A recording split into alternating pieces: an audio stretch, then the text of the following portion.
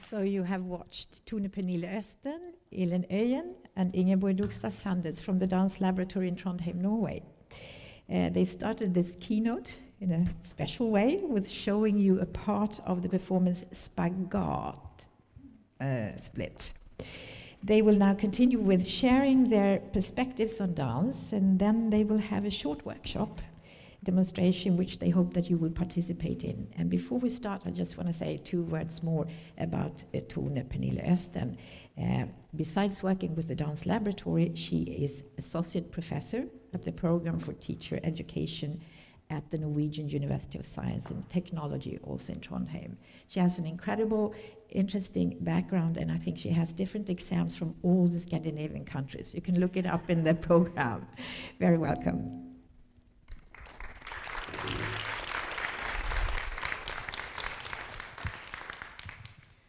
Hello, everyone.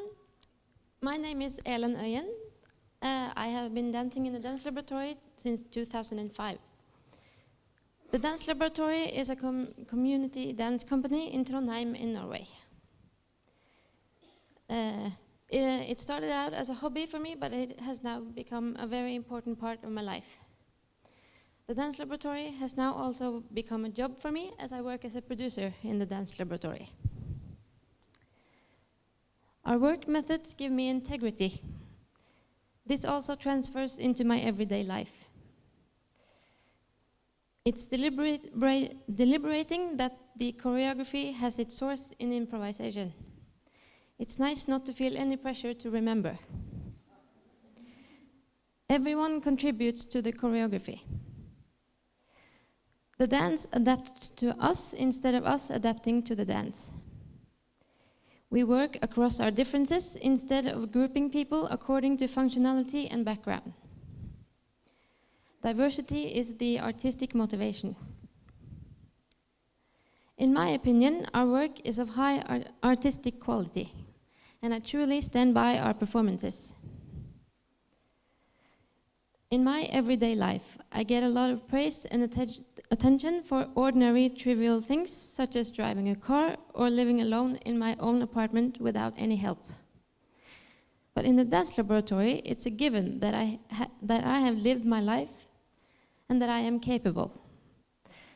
I don't have to keep proving myself to anyone. Variety, learning how to cooperate despite our differences.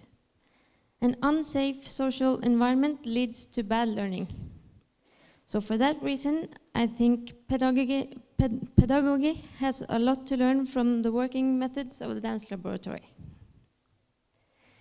In my experience, a good environment with cooperation despite differences can have a positive influence on learning. And now I'll give my microphone to Ingeborg. Hello, my name is Ingeborg Sanders. I am a dancer and pedagogue and choreographer. And now I live in Trondheim, where I also was born. And I have been so fortunate to take over the position as artistic director and pedagogue in the Dance Laboratory, because Tone, who founded it, had too much to do. And this is a task that I've been taking on with curiosity and enthusiasm. Working with the Dance Laboratory has been like receiving this box of treasures for me.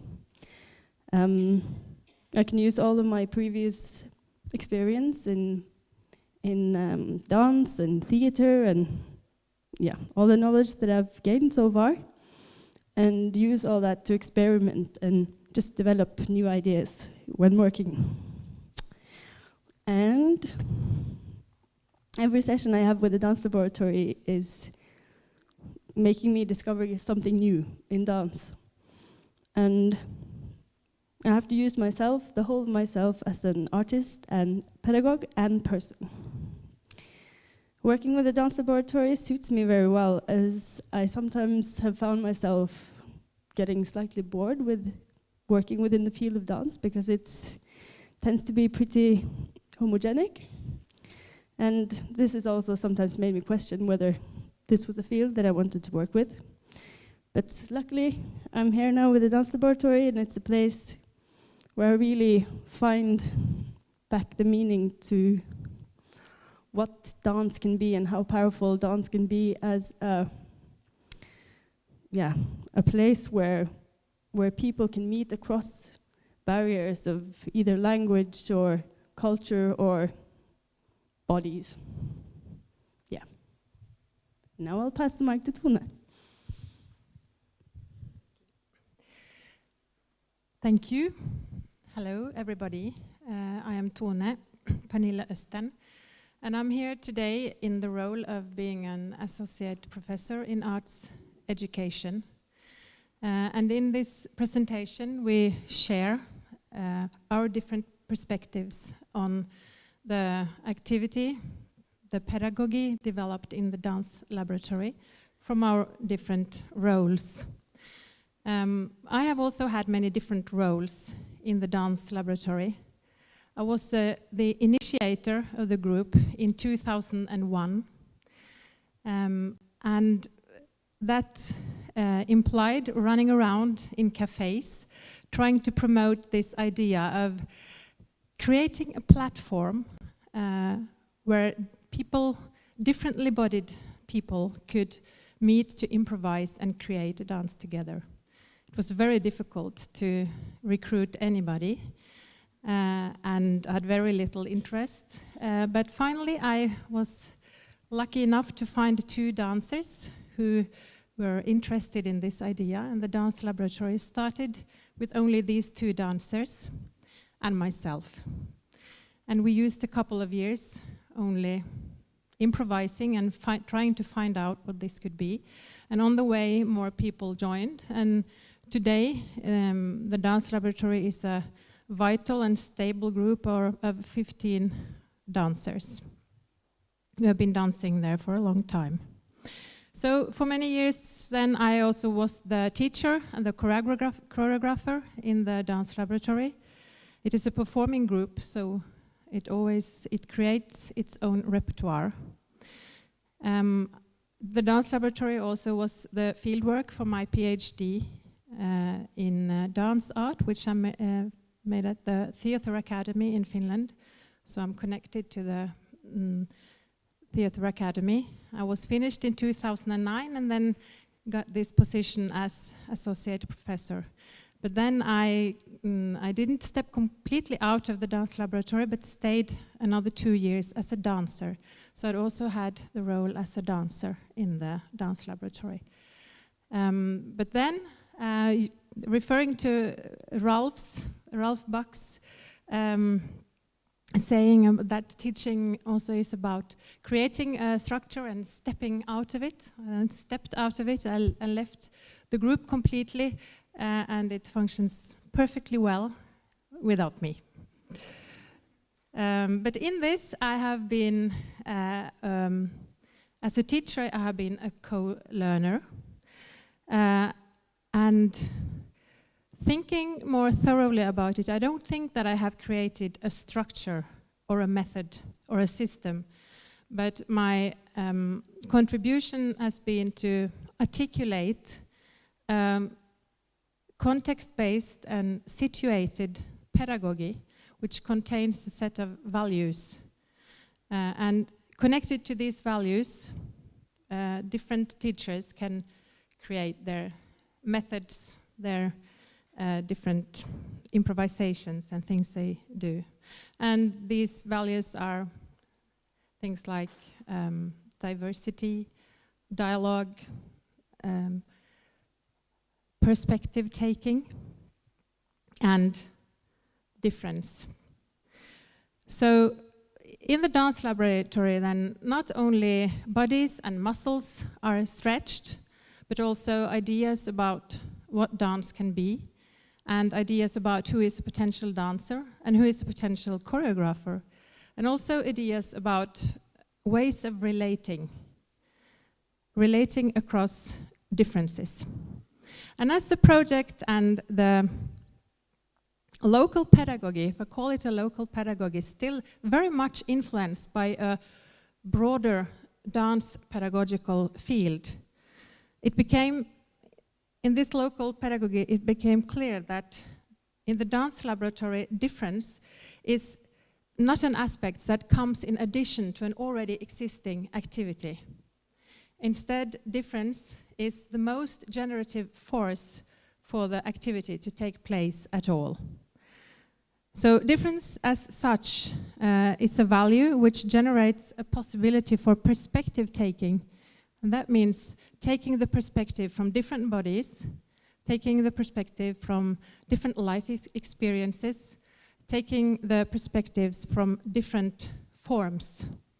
And difference also offers the possibility to change form, to change technique.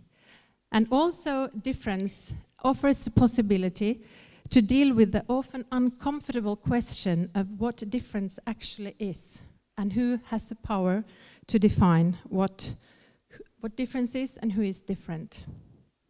So in the dance laboratory, an unstabilization of what difference is both a process, it's a content, and it is a result, artistically and pedagogically.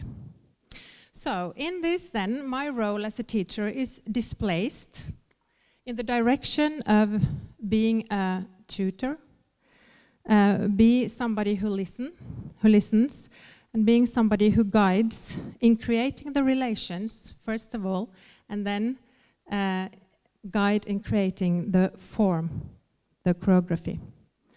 And one of the biggest demands for me as a teacher in this context, one of the biggest demands, but also one of the biggest opportunities then, is the willingness to look beyond what I already know about dance, or what I think that I already know about dance, and also to look beyond what I already know about different dances. What do I know about a dancer in a wheelchair? Can I look beyond what I think I know about a dancer in a wheelchair, for example? So in this, I change and I co-learn. This was now our perspectives on the pedagogy, the situated pedagogy that keeps developing in the dance laboratory. Now I will go on to describe some of how we work, the practical work. And in a moment I will invite you to come and try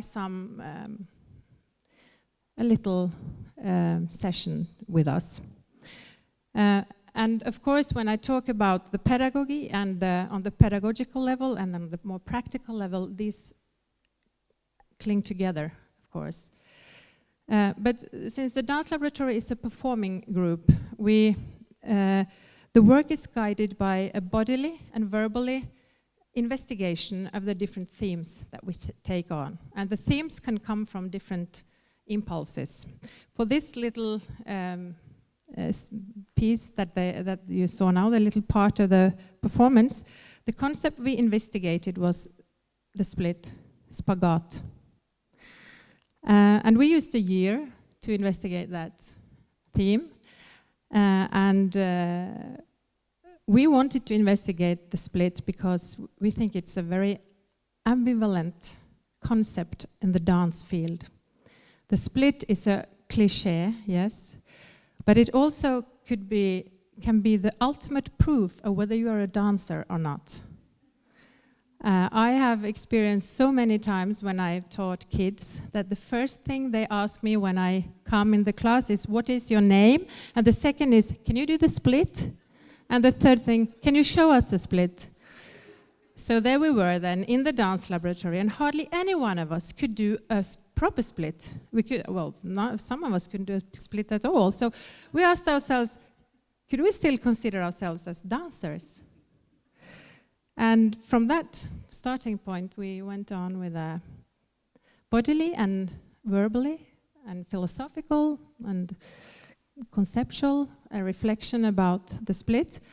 And during that process, the dancers came up with a lot of associations, and I used this as a teacher for the different lessons, always working towards choreography in the end. So these concepts, they didn't come from me, but they came from the exchange between the dancers and myself as we were exploring this concept. So we thought that, and we investigated, we think that split is violence against the body. It is about control. It is grotesque. It is like a rubber band. It is elegant. It's something to work for. It is about bending. It is about doing straight lines. It is about pressing the body. It's about stressing the body. It is about pain. It's like spaghetti. It is about being split. It's about being open and vulnerable. It's about being torn into different directions. It's harsh. It's Russian discipline. And also, this is very cultural, because the split is also a Norwegian party thing. If you're in a party, you want to show that you're cool, you do the split. And the next day, your legs are like, oh. So those are the concepts that we investigated.